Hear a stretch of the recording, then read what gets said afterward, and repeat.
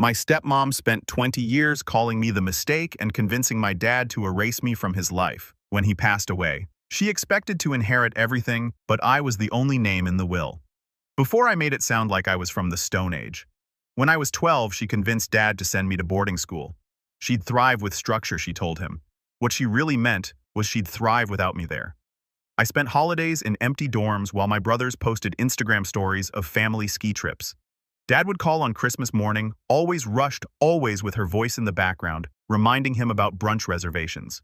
I worked 3 jobs to get through college because Dad's checks always came with conditions. Your stepmom thinks it's important you learn responsibility, he'd say. Meanwhile, my brothers got monthly allowances that exceeded my yearly income. I graduated with honors and $47,000 in debt. My youngest brother dropped out twice and Dad just bought him a condo downtown. The irony was I looked exactly like Dad.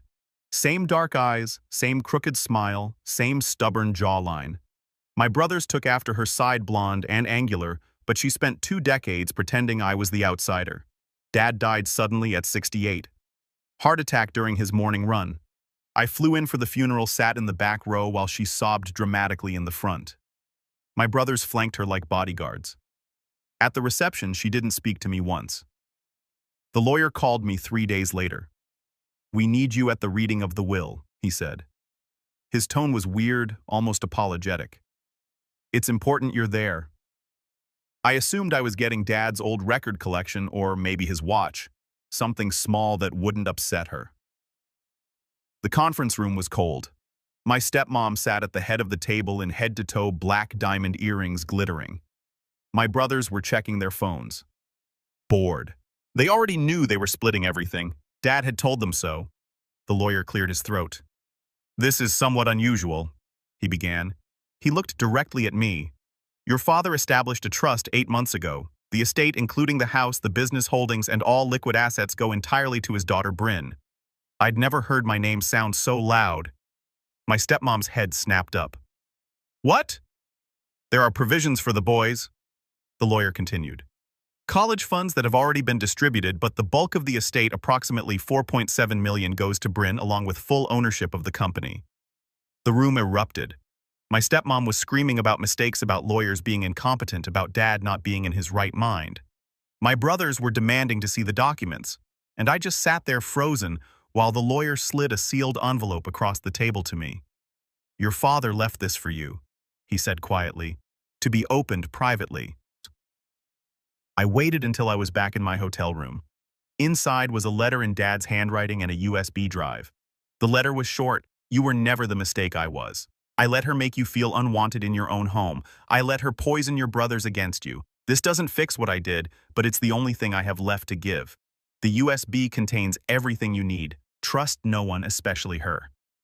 My hands were shaking as I plugged in the drive.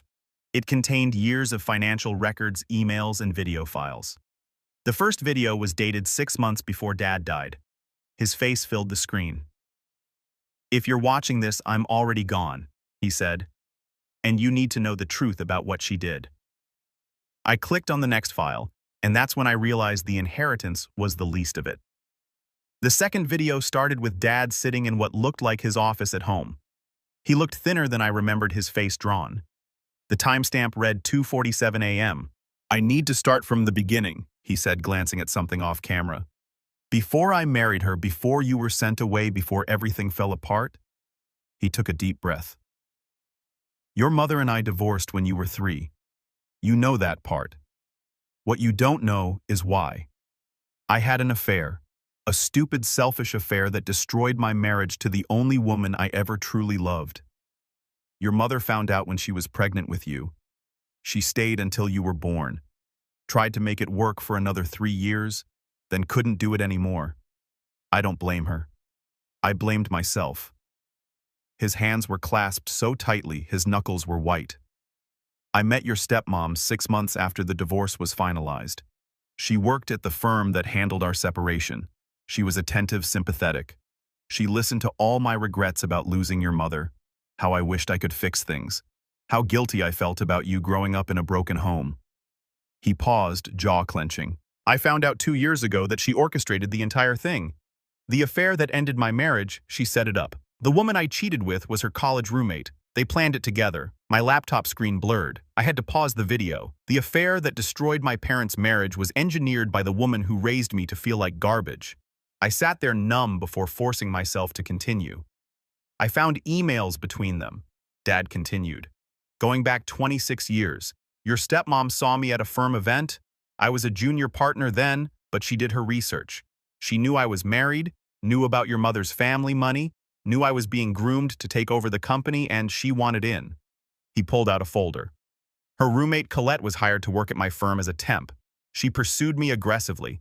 I was weak and stupid and flattered. We had an affair that lasted 3 months. Your mother found photos that Colette had left deliberately in my briefcase. My stomach turned. The breakup of my parents' marriage, the reason I grew up shuttling between homes, the foundation of every insecurity I'd ever had was because some woman wanted my dad's money.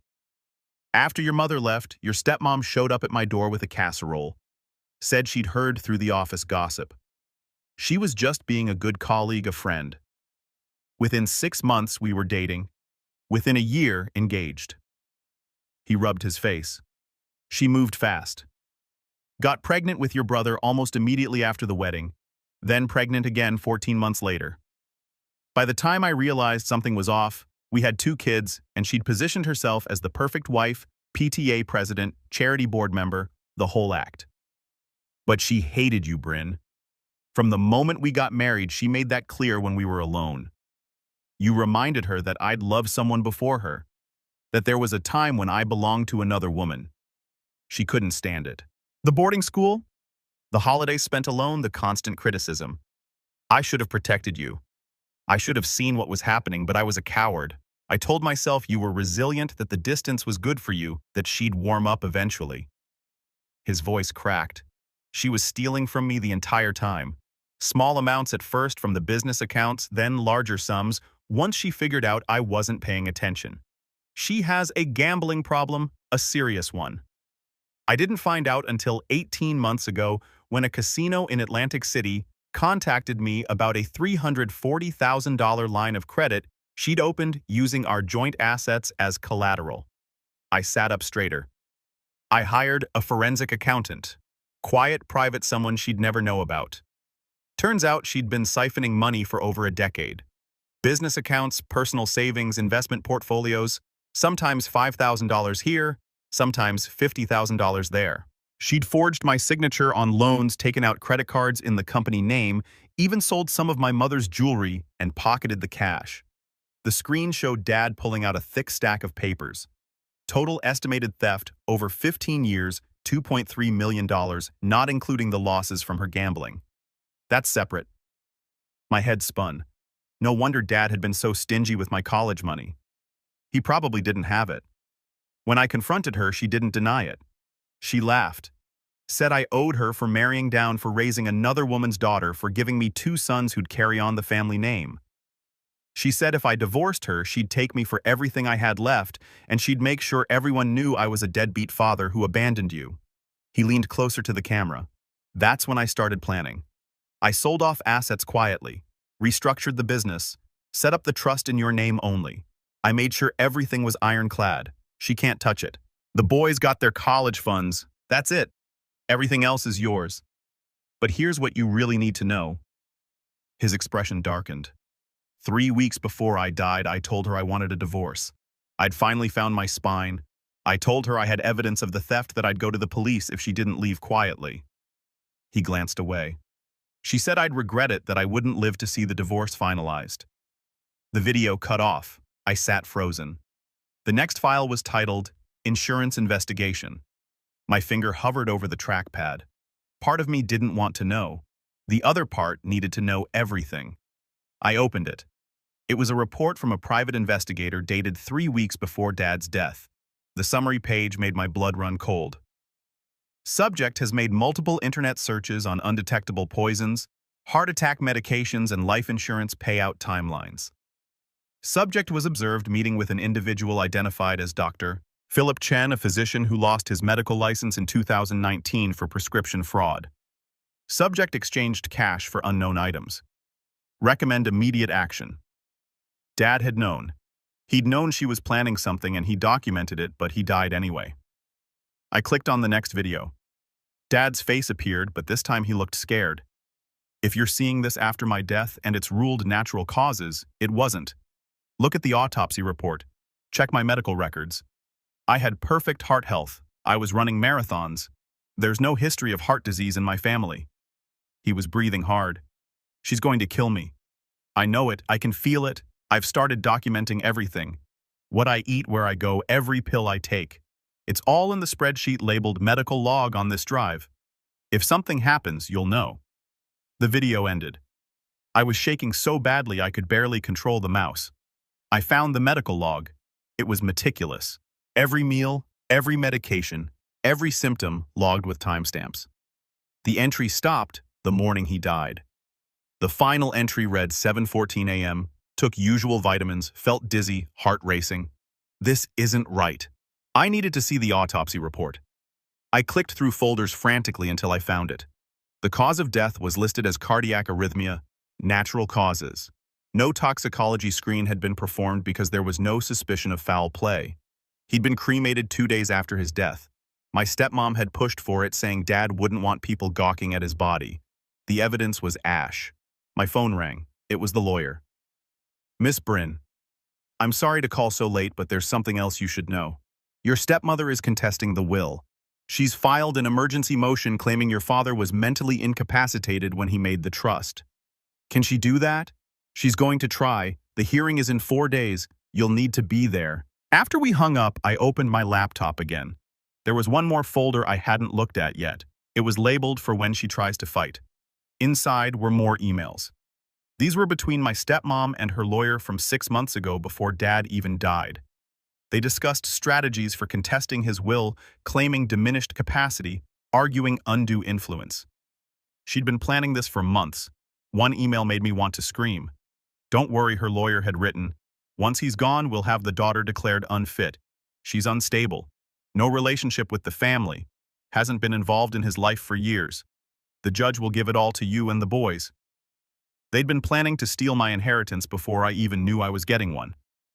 I spent the next 3 days barely sleeping. I hired my own lawyer, a woman named Patricia Rodriguez, who specialized in estate law and fraud. She was expensive, but Dad's trust had provisions for legal fees. Patricia listened to everything, watched the videos, reviewed the documents. This is attempted murder, she said flatly. You need to go to the police. With what evidence? He's already cremated. The autopsy said natural causes. The investigators report, the medical logs, the internet searches. It's circumstantial. And she's connected. She spent 20 years smoozing with judges and lawyers and society people. They'll protect her. Patricia leaned back in her chair. Then we hit her where it hurts. The money we prove she stole from your father. That she forged documents. That she committed fraud. We make it so toxic that contesting the will becomes impossible. The hearing was in a courthouse I'd driven past 1,000 times but never entered. My stepmom arrived in a black dress and pearls, playing the grieving widow. My brothers flanked her, both in dark suits, looking uncomfortable. The judge was a woman in her 60s with sharp eyes. She'd reviewed the preliminary documents. Miss Rodriguez, she said, you filed a counter-motion alleging fraud and theft. That's a serious accusation. Patricia stood. Your Honor, we have extensive documentation proving Mrs. Bryn's stepmother embezzled over $2.3 million from the deceased's accounts over 15 years. We also have evidence suggesting foul play in his death. The room erupted. My stepmom's lawyer was objecting. My brothers were shouting. The judge was banging her gavel. Order. The judge barked. Miss Rodriguez, these are criminal allegations. This is a civil proceeding, which is why we're filing a formal complaint with the district attorney's office this afternoon, Your Honor. But the fraud directly impacts the validity of any claim Mrs. Bryn's stepmother has to the estate. She cannot profit from her own criminal acts. The judge looked at my stepmom, who'd gone pale. Do you have proof of these allegations? Patricia pulled out a thumb drive. 16 years of bank records, forged signatures, emails discussing the theft, and testimony from a forensic accountant. Everything is documented. The hearing was postponed while the DA's office reviewed the evidence. My stepmom left without looking at me. My brothers did, though. The older one, Trevor, looked confused. The younger one, Dylan, looked scared. That night, Trevor called me. We hadn't spoken directly in 6 years. Is it true, he asked without preamble? Did Mom really steal from Dad? Yes, silence. And the other thing about Dad's death, I don't know for sure, but he thought she was going to kill him. He told me in a video. More silence. Dylan and I didn't know about any of it. We thought you were just the spoiled kid who Dad gave everything to. That's what Mom always said. I paid for college myself. I graduated $47,000 in debt while you two got allowances and condos. I know that now. I saw the records, your tuition payments, the loans. Dad kept every receipt. I didn't say anything. I need to know something. Trevor said, did he love us? Or was it all just her? The question broke something in me. He loved you. You were his sons. He didn't know how to stand up to her. And by the time he figured it out, it was too late. We should have been better to you. Yeah, you should have. He hung up. 2 weeks later, the DA filed formal charges. 15 counts of fraud, 11 counts of forgery, and 7 counts of grand larceny. My stepmom was arrested at her tennis club in front of all her society friends. The news covered it. Prominent socialite charged in million-dollar theft scheme. Her mugshot was everywhere. She posted bail within hours. Her lawyer issued a statement calling it a vindictive witch hunt by a bitter stepdaughter, but the evidence was damning. The forensic accountant testified. The forged signatures were analyzed. The casino confirmed her gambling debts. The private investigator provided his report on the suspicious searches and meetings. Patricia filed a separate motion to reopen the investigation into Dad's death. This one was harder. The detective assigned to review it was skeptical. Mr. Brin's father had a clean toxicology screen. He said, no signs of trauma. The medical examiner ruled it natural causes. The ME didn't screen for everything. Patricia argued there are substances that mimic heart attacks and clear the system quickly. Potassium chloride dioxin, certain beta blockers. The deceased's medical log show symptoms consistent with poisoning. Those symptoms could also be consistent with a heart attack. He was 68 years old, ran marathons, had perfect blood work 3 weeks before his death, and his wife had been researching undetectable poisons online. There's probable cause for further investigation. The detective promised to review it. I didn't hold my breath. The criminal trial for the fraud charges started 4 months later. I sat in the courtroom every single day. My stepmom wore designer outfits and cried delicately into tissues. Her lawyer painted her as a dedicated wife and mother who'd sacrificed everything for her family. The prosecutor, a bulldog of a woman named Helen Park, destroyed that narrative methodically. She showed the bank transfers, the forged signatures, the emails, where my stepmom bragged about how much she'd gotten away with. One email to her sister read, "He's so stupid he doesn't even check the accounts. I took $75,000 last month and he didn't notice. This is almost too easy." Another to her lawyer, "Once the idiot dies, I'll have everything. The daughter gets nothing. She's not even really family." The jury deliberated for 6 hours, guilty on all counts. My stepmom's face crumpled. Her lawyer immediately filed for appeal, but the judge wasn't sympathetic. She set bail at $2 million. My stepmom couldn't pay it. All her assets were frozen, and the friends who'd surrounded her for years suddenly had other commitments. She spent the next 3 months in county jail waiting for sentencing. The DA's office finally agreed to reopen Dad's death investigation based on the new evidence. They couldn't prosecute for murder, they explained. Not without a body or toxicology results, but they could investigate. The detective interviewed the private investigator. He tracked down Dr. Chen, the physician who'd lost his license. Under pressure, Chen admitted he'd sold my stepmom a bottle of liquid potassium chloride, telling her it was for gardening purposes. Potassium chloride in high doses causes cardiac arrest that's nearly impossible to distinguish from natural causes, especially if no one's looking for it. The DA couldn't charge her with murder. The evidence was circumstantial, and Dad's cremation had destroyed any chance of proving cause of death beyond reasonable doubt. But they could charge her with conspiracy to commit murder. The second trial was faster. The evidence was presented. The searches, the purchase, the threats. Dad's fear documented in his videos. My stepmom's lawyer argued it was all speculation, that buying a chemical wasn't the same as using it. But the jury saw Dad's face in those videos. They heard the fear in his voice. They saw a woman who'd stolen millions from her husband and threatened him when he tried to leave. They convicted her on conspiracy charges. At sentencing, the judge looked at my stepmom with undisguised contempt. You married a man under false pretenses. You manipulated him for decades. You stole from him systematically. You made his daughter's life miserable.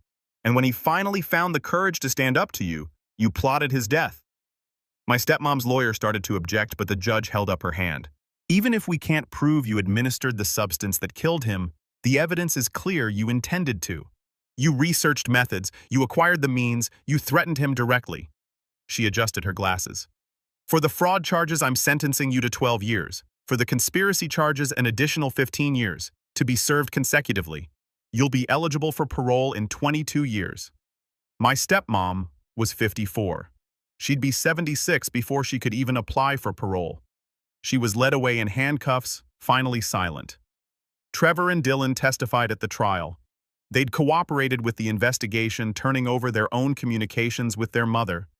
Emails where she'd asked them to lie about timelines, to say Dad had been sick for months, to discredit me as unstable. They'd refused. After sentencing, we met at a coffee shop near the courthouse. It was awkward. We hadn't been in the same room socially since we were kids. "We're sorry," Dylan said. He was 24 now, working at a marketing firm. "We believed everything she told us about you, that you were ungrateful, that you'd abandoned Dad, that you were only coming back for money." "She was convincing," I said. "That's not an excuse," Trevor added. He was 26, had started his own consulting business. "We were old enough to see what was happening. We chose not to." I sipped my coffee. It was still too hot. "Dad left you both the college funds. She can't touch those. They're in your names. We know." "We're not going to contest the will," Trevor said quickly. "You deserve everything. We wanted you to know we're not her. We don't want anything from you except maybe to know each other," Dylan said quietly. "If you're open to it, not as brothers necessarily, but as people who shared a really messed up family." I looked at them. They had her coloring, but I could see Dad in their expressions now. The same slight furrow when they were nervous. The same way of holding themselves. "We can try." I said it wasn't forgiveness. Not yet. But it was a start. I inherited everything 6 months later after all appeals were exhausted, and the estate was finally settled. $4.7 million. The house, the company, everything. I sold the house immediately. I couldn't live there. Couldn't walk through rooms where she'd made me feel worthless. A developer bought it and tore it down to build condos. Good riddance. The company was harder. Dad had built it from nothing, and it employed 60 people who had nothing to do with the family drama. I kept it running, hired a CEO to manage day-to-day operations, and set up a profit-sharing plan for all employees. I paid off my student loans in one payment. $47,000 gone with a single check. Then I did something Dad would have liked. I set up a scholarship fund at my old boarding school for kids who needed financial help, the kind of help I never got. It's called the Every Kid Belongs Fund, and it pays full tuition plus living expenses for 20 students every year. I also established a foundation to help adult children of parental alienation legal fees, therapy costs, whatever they needed to rebuild relationships or move on from toxic families. I'd lived it. I knew what it cost. Trevor and Dylan and I have coffee every month now. It's still strange.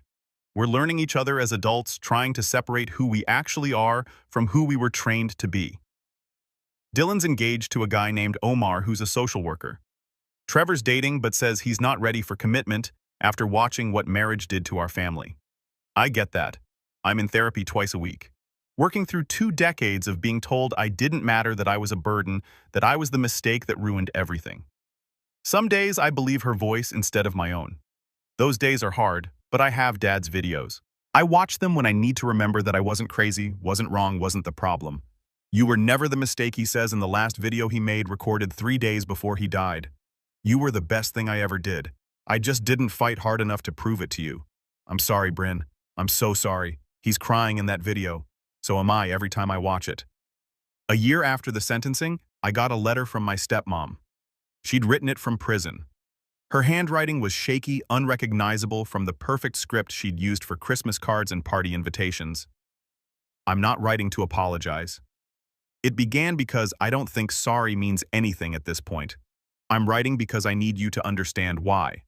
I almost threw it away, but something made me keep reading. I grew up poor, trailer park poor. The kind of poor where you wore the same jeans every day and kids made fun of your food stamps. I watched my mother work 3 jobs and still couldn't pay rent.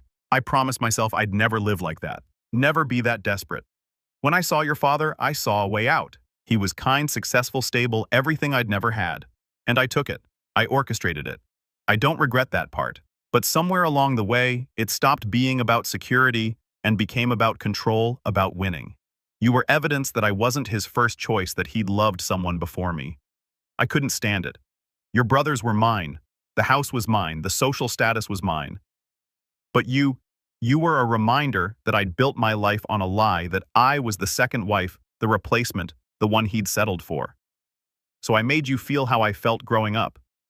Unwanted, less than a mistake. It's not an excuse. It's just the truth.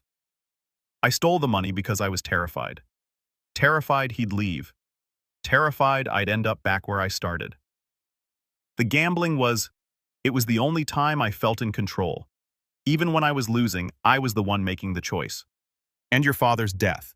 The next part was blacked out. Redacted by prison officials probably, but I could make out a few words through the ink. Regret. Too late. What have I done? The letter ended simply. I destroyed you to save myself. That's what it comes down to. I hope you find peace. I won't.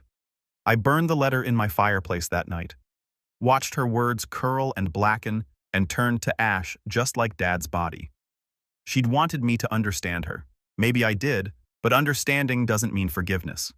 My therapist asked if the letter gave me closure. No, I said, because she still made it about her. Her poverty, her fears, her pain. She couldn't even apologize without censoring herself. Do you need her apology? I thought about it. No, I needed Dad's, and I got it even if it came too late. 2 years after Dad's death, I went to visit my mom. We'd maintained a relationship over the years, but it had always been complicated. She'd remarried when I was 8, moved across the country, started a new family. I wasn't excluded exactly, but I wasn't central either. She lived in Oregon now in a house overlooking the ocean. Her second husband was nice enough. They had a daughter, my half-sister Olivia, who was 14. Mom hugged me at the door. She'd aged well, still beautiful in that effortless way some women managed. I heard about everything she said. The trial, the conviction, all of it. We sat on her back deck watching the waves. Why didn't you warn me? I asked about her. You must have known she was involved in the affair. Mom was quiet for a long time. I suspected little things that didn't add up, but I couldn't prove it. And honestly, Bryn, I was so angry at your father, I didn't care. I wanted him to be miserable with her. I wanted her to make his life hell. She looked at me. I never thought about what that would mean for you, that you'd be caught in the middle of it, that she'd take her insecurities out on you. You sent me back there every summer, every holiday. You knew she didn't like me. I thought I was doing the right thing, making sure you had a relationship with your father. I didn't realize that she was torturing me. Mom's eyes filled with tears. I failed you too. I was so focused on my own hurt, my own new life, that I didn't see what was happening to you. It was the apology I'd needed from her for years. Better late than never, I guess. We talked for hours that day. Really talked, maybe for the first time in my adult life. She told me about the affair, how she'd found the photos, how she'd confronted Dad, and he'd confessed everything, how she'd tried to forgive him, but couldn't get past the betrayal. I loved him, she said. Even after everything, I loved him, but I couldn't trust him. And without trust, there's no marriage. Did you ever regret leaving every day for the first 5 years? Then I met Richard, and I built a new life, a good life. But I always felt guilty about you, about what my leaving cost you. Olivia came out onto the deck, shy and curious. She'd heard about me, but we'd only met a handful of times. Are you really my sister? She asked, half-sister. But yeah, Mom says you're really rich now. Olivia, Mom scolded. I laughed. It's okay. Yeah, I inherited money from my dad. What are you going to do with it? Help people? That's the plan anyway. She nodded seriously. That's cool. Mom says money can't buy happiness, but it can buy security. And security is really important. Smart kid. I stayed in Oregon for a week. Mom and I rebuilt something during that time. Not the relationship we'd lost, but a new one. Adult to adult, honest about our failures and our regrets. Before I left, she gave me a box of photos, pictures of Dad and her when they were young, before the affair, before everything fell apart. They looked happy. Genuinely, unquestionably happy. He loved me once, she said, and I loved him. Remember that, okay? Not everything was ruined. You came from something real. I keep those photos in my living room now, a reminder that even broken things started whole. The company Dad left me turned out to be more complicated than I'd expected. He'd run a commercial real estate development firm, but he'd also been quietly buying up properties in low-income neighborhoods. The files showed he'd been working on a project to create affordable housing using the company's resources to subsidize rent for families who couldn't afford market rates. He'd never told anyone about it. Not my stepmom, not the boys, not me. It was his secret project, something he'd been planning for years. The plans were detailed: mixed income developments, community spaces, partnerships with local organizations. He'd wanted to build something that mattered, something that helped people like my stepmom had been as a kid. The irony wasn't lost on me. I decided to finish it. Hired architects met with community leaders, pushed through zoning approvals. The first building opened 2 years after Dad's death. 24 units, half market rate and half subsidized. We named it the Second Chance Building. Trevor and Dylan came to the opening. They'd both contributed to the project. Trevor handling the business planning and Dylan managing the marketing. We were learning how to work together, how to be family, without all the poison our parents had fed us. At the ribbon cutting, I gave a speech. My father wasn't perfect. He made mistakes, hurt people he loved, and spent too long looking the other way while others suffered. But at the end of his life, he tried to do something good. This building is his apology, and it's my promise to keep doing better. The local news covered it. The reporter asked about the trial, about my stepmom, about whether I felt vindicated. No, I said honestly, vindication suggests winning. Nobody won here. We all lost years. We can't get back, but we can build something new. That's what this is about. That night, Trevor, Dylan, and I went to Dad's grave. We'd buried his ashes finally in a plot next to his parents. My stepmom had fought it, wanted to keep his ashes, but the court ruled in my favor. We stood there as the sun set. 3 siblings who barely knew each other, connected by shared trauma and tentative hope. Do you think he'd be proud? Dylan asked. I think he'd be relieved, I said. That we're not making his mistakes. Trevor laughed. A short, bitter sound. Low bar. Yeah, but it's a start. 5 years after Dad's death, I got an email from the prison. My stepmom had requested a meeting. She'd been approved for a visitation if I agreed to come. I didn't respond for 3 weeks. My therapist asked what I wanted to do. Part of me wants to see her. I admitted to look her in the eye and tell her she didn't break me. That I'm fine, better than fine. That I have everything she wanted and she's rotting in a cell. That's understandable, but the other part knows that's what she wants. Attention to matter. Even my hatred would feed her ego. So what does the healthiest version of you want? I thought about it. Nothing. I want to feel nothing about her. She's just someone who hurt me once. Not my villain origin story, not my nemesis. Just a sick, sad woman who made evil choices. I deleted the email. The last time I thought about her was 2 months after that. I was at a park watching Trevor's daughter, my niece Claire, play on the swings. She was 3, blonde like her grandmother, but with Dad's smile. Trevor had been terrified when she was born, afraid he'd mess her up the way we'd been messed up. But watching him with her patient and present and overflowing with uncomplicated love, I could see he was nothing like the parents who raised us. I tell her I love her every day, he'd said once, even when I'm frustrated, even when she's being difficult. I want her to never doubt it. That's what we'd all needed. Someone to fight for us. Someone to choose us consistently and loudly over everything else. Claire fell off the swing and scraped her knee. Before I could move, Trevor was there scooping her up, kissing the injury, promising it would be okay. She cried for 30 seconds, then wriggled down and ran back to play. She's going to be fine, I said. Yeah. Trevor watched her, his expression soft. She will, because I'll make sure of it. I drove home that afternoon thinking about cycles, how trauma cascades through generations, how my grandmother probably damaged my stepmom who damaged me and Trevor and Dylan, how we were all just wounded people wounding each other. Unless someone decided to stop, we stopped. It wasn't dramatic. No big confrontation, no final showdown, just a quiet decision to not pass the pain forward, to let it end with us. The foundation I'd started was helping 30 families a year now. We'd expanded services to include therapy, legal support, and job training. I hired social workers who specialized in family trauma, lawyers who worked on custody cases, therapists who understood complex PTSD. Every person we helped felt like putting a tiny crack in the cycle of abuse that had defined my childhood. Dylan got married last year. Omar was everything my stepmom would have hated. Brilliant, kind, openly gay, and from a working-class family. Dylan invited me to be in the wedding party. I said yes. At the reception, he gave a speech thanking his parents for showing him exactly what kind of marriage he didn't want. I watched my mother manipulate, lie, and destroy, he said. And I watched my father enable it. They taught me that love without courage is just cowardice. So thank you to Omar for being brave enough to love me honestly. And to my sister Bryn, who showed me what real strength looks like. I cried through the whole speech. Trevor pulled me aside during the dancing. "We're lucky to have you," he said. "I know we didn't earn it, but we're grateful. You're earning it now." I told him.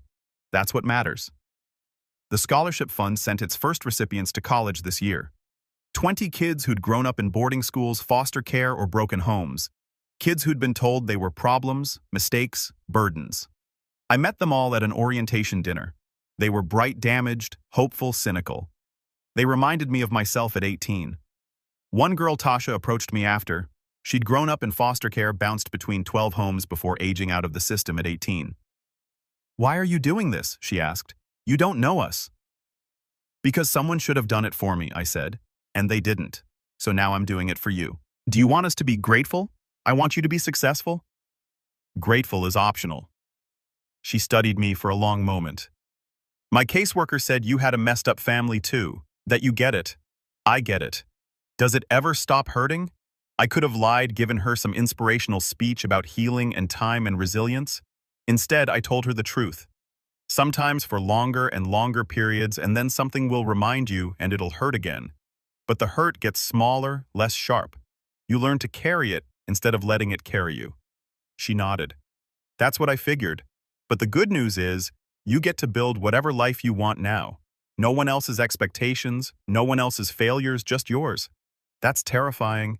Yeah, but it's also freedom. I'm 34 now, 7 years since Dad died, since my life exploded and reassembled into something I didn't recognize. I live in a condo downtown. Nothing fancy, but comfortable. I still work managing the foundation and the company's housing projects. I date occasionally, but haven't found anyone I want to build a life with yet. My therapist says I'm gun-shy about commitment, which is probably fair. Trevor, Dylan, and I have family dinners once a month. Claire comes, and now Trevor's new baby, Jack. Dylan and Omar are adopting, waiting for a placement. We're building something new. These weird sibling relationships between people who grew up as strangers.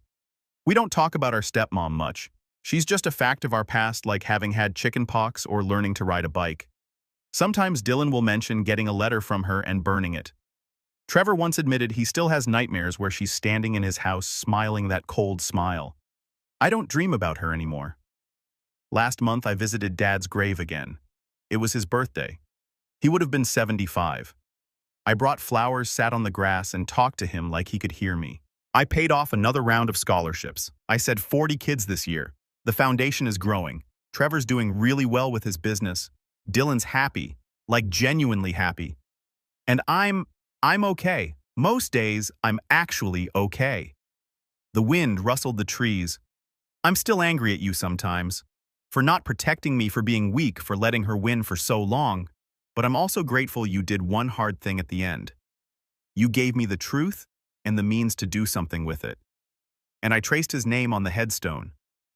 I hope you're wherever people go when they die.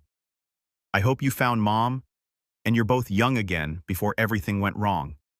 I hope you're proud of us, of what we became despite everything. A crow landed nearby, tilted its head at me. I forgive you, I said finally.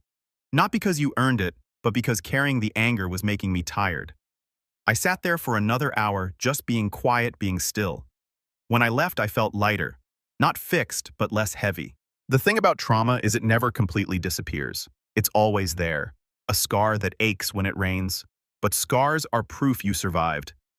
They're evidence that something tried to break you and failed. My stepmom tried to break me. She spent 20 years calling me the mistake, treating me like I didn't matter, erasing me from my own family story. But here I am running a company, funding scholarships, building affordable housing, choosing differently than I was taught, breaking cycles that have run for generations. So who's the mistake now? Not me. Never me. I was loved by my mother, loved by my father even when he couldn't show it, loved by brothers who found their way back to me. I'm loved by the kids I'm helping, by the families living in buildings my father dreamed of, by the people who see my work and say this matters. And I love myself. Finally, painfully. I've learned to love the kid who survived boarding school alone, the teenager who worked 3 jobs, the young woman who graduated with honors and mountains of debt, the daughter who sat in the back row at her father's funeral.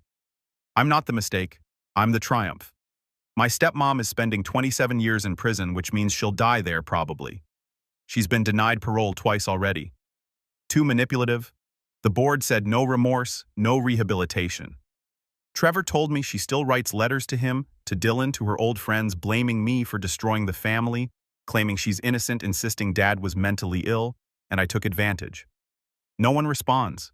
We've all moved on. Last week, a girl from the scholarship program stopped by my office. Her name was Alicia, and she'd graduated last year with a degree in social work. She'd gotten a job at a nonprofit helping kids in foster care. I wanted you to know, she said, that I used your story in an interview. They asked why I wanted this job. I told them I wanted to be for other kids what you were for me, someone who saw us as valuable, not broken. My throat tightened. You were always valuable. I just helped you see it. That's what I mean, though. You saw it first before we could. That's the gift. After she left, I stood at my window looking out at the city. Somewhere out there were more kids who felt like mistakes, more families falling apart, more people learning that the ones who were supposed to protect them were actually the threat. I couldn't save all of them, but I could save some. And maybe that's enough. Maybe it has to be enough. I pulled out my phone and texted Trevor and Dylan. Dinner this weekend. My place. I'll cook. Trevor. Only if you don't burn the pasta again. Dylan bringing wine and Omar's dessert. He's offended by your baking. I laughed. We were becoming what we'd never been allowed to be. Siblings who actually liked each other. My phone buzzed again. An email from the foundation director. Another applicant accepted into the program. Her name was Grace. She'd grown up being told she was stupid, worthless, a burden on her single mother. Her essay ended with, "I don't want to be what they said I was. I want to be what I choose to become." Yeah, I understood that. I approved her application and added a note. Welcome to the family. Because that's what we were building here. Not a biological family, not a legal one, but a chosen family of people who'd survived being told they were mistakes and decided to prove everyone wrong. My dad's will said I inherited $4.7 million in a company. What I actually inherited was a choice. I could be bitter, angry, broken, or I could take the pain I'd been given and transform it into something that helped others. I chose transformation. Every scholarship I fund, every affordable housing unit we build, every therapy session we pay, for every legal fee we cover for a kid fighting for custody of a younger sibling, it's all transformation. Turning cruelty into kindness, turning rejection into acceptance, turning you don't belong into there's room for you here. My stepmom spent 20 years making me feel worthless. I'm spending the rest of my life proving worth isn't something someone gives you. It's something you build day by day, choice by choice, kindness by kindness. And I'm building something she could never touch or take or destroy. I'm building myself. That night I made dinner for Trevor, Dylan, Omar, and Claire. We ate pasta that was only slightly burned, drank wine, and laughed at old stories that used to hurt but now just felt distant. Claire asked me to tell her about her grandpa, not my stepmom, who she'd been told was in prison but didn't really understand. Her grandfather. He was complicated, I said, lifting her onto my lap. He made mistakes, big ones. But at the end, he tried to make things right. He left us each other. Is that a good present, she asked. Trevor reached over and ruffled her hair. Yeah, sweetheart, that's the best present. We stayed up late, these three siblings and our chosen family, building something new in the ruins of what we'd been given. And somewhere in a prison, 3 states away, my stepmom sat in a cell, probably still insisting she'd done nothing wrong. Let her. I had everything she'd wanted and more. I had peace, I had family, I had purpose, and I had myself. Turns out, that was everything that mattered.